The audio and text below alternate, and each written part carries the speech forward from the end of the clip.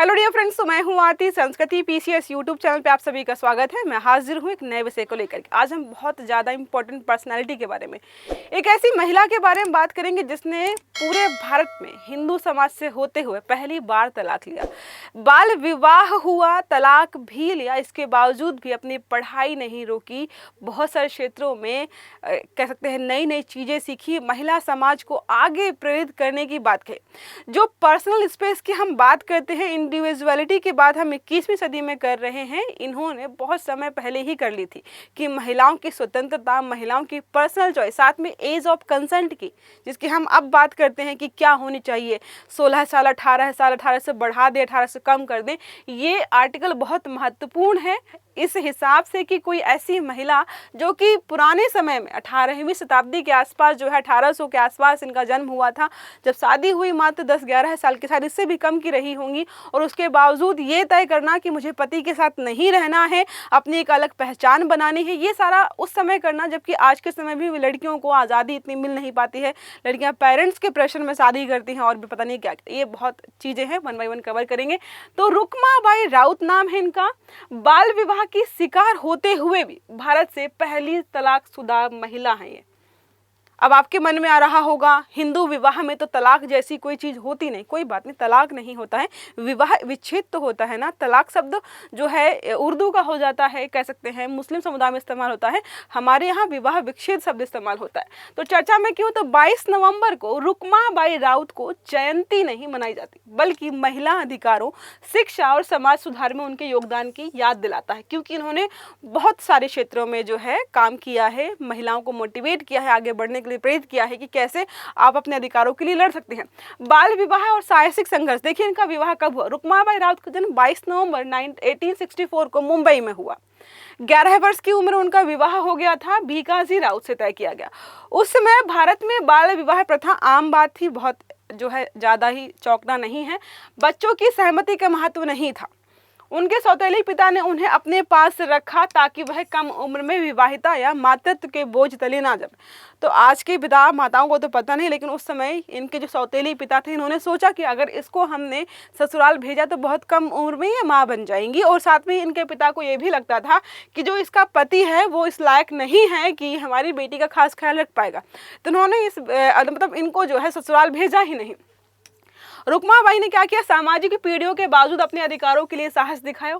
अब हुआ ये कि जब ये 19-20 शायद जो है ये 19 साल की थी और उनके पति काफ़ी बड़े थे इनसे, तो पति ने कोर्ट में केस कर दिया कि इनको मैं वापस लेके जाना चाहता हूँ। जब उनके पति ने वैवाहिक अधिकार का दावा किया तो अदालत ने उन्हें पति के घर जाने या 6 महीने की जेल का फैसला सुनाया। स्टार्टिंग में हुआ है कि जब कोर्ट मामला गया तो जो जज थे उस समय के, अंग्रेजों का शासन था, जो जज थे उस समय के, उन्होंने क्या किया, ऐसा फैसला सुनाया जिसमें ये बोला गया कि भाई या तो घर जाओ पति के, या तो 6 महीने जेल।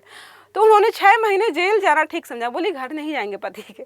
फिर इन्होंने जो है विक्टोरिया जो थी उस समय, रुकमाबाई ने साहस दिखाते हुए जेल का जाने का जो है विकल्प चुना। और जो उस समय रानी थी ब्रिटेन के, उनको एक पत्र लिखा।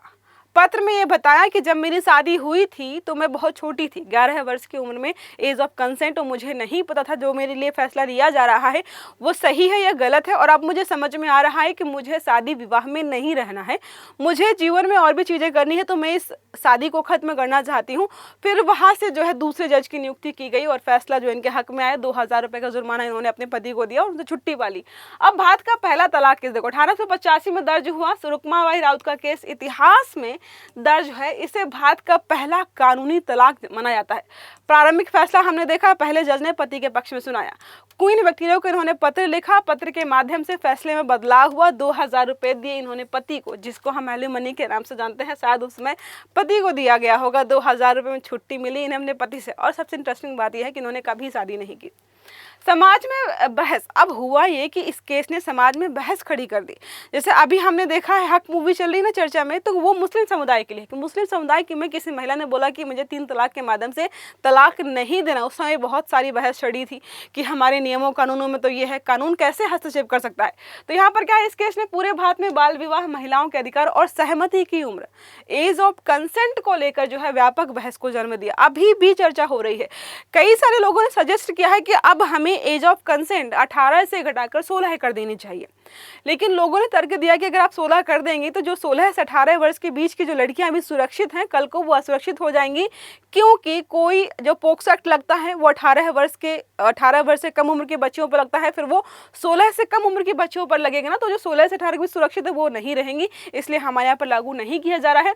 कानूनी सुधार क्या होता है, एज ऑफ कंसेंट एक्ट 1891 में लेकर के आया गया था और उसमें थोड़ी सी उम्र बढ़ाई गई, 11 से शायद जो है 12 वर्ष कर दी गई थी, लेकिन अपने आप में बहुत बड़ा बदलाव कह सकते हैं।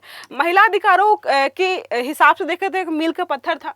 यह केस महिलाओं के सामाजिक और कानूनी अधिकारों के लिए एक प्रेरक उदाहरण बन गया। अब बात करते हैं विदेश में शिक्षा और डॉक्टर बनने का साहस। तो सिर्फ इतना ही नहीं कि उन्होंने तलाक लिया, दुनिया मतलब भारत का पहला, इसके साथ उन्होंने विदेश में जाकर डॉक्टरी की पढ़ाई भी की। आपने शायद शॉर्ट क्लिप्स वगैरह इंस्टाग्राम पे देखे होंगे, पहली फिजिशियन महिला थी भारत की ये। तो रुकमाबाई ने आगे पढ़ाई का सपना देखा, 1889 में इंग्लैंड चली गई। उन्होंने London school of medicine for women से डॉक्टरेट की डिग्री हासिल की है। भारत लौटकर महिलाओं के लिए मेडिकल प्रैक्टिस शुरू की। मुंबई, सूरत और गुजरात के अस्पतालों में काम किया। इन्होंने भारत की पहली प्रैक्टिसिंग महिला डॉक्टर बनी थी।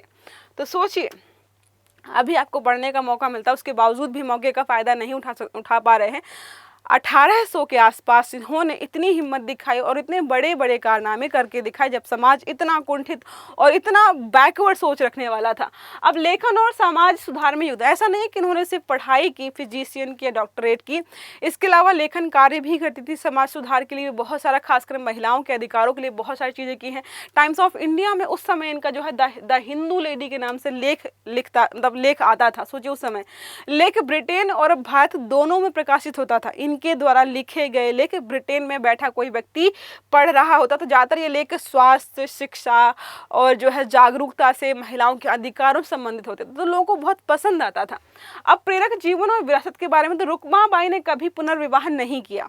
तो जो लोग भी चाहते हैं कि मोटिवेशन मिलता रहे तो शादी मत करिए।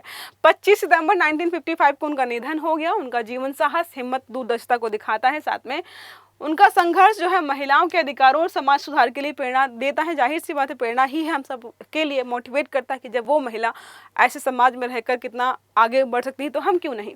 अब बात करते हैं एज ऑफ कंसेंट की, जो सबसे मोस्ट इम्पॉर्टेंट टॉपिक हमारे यहाँ पर था, जो अभी फिलहाल जो है पता ही है कितना है, कमेंट करके बताइएगा। अब 19वीं सदी के भारत में बाल विवाह प्रथा आम थी काफ़ी लंबे समय तक। अभी भी देखिएगा कई जगहों पर आपको दिखाई देता ही है। लड़कियों की शादी कम उम्र में कर दी जाती थी, अक्सर उनकी सहमति की बिना। सहमति तो लोग आज भी नहीं लेते, जबरदस्ती थोप देते हैं कि नहीं शादी करनी पड़ेगी, वो तो हम पुरानी बात कर रहे हैं।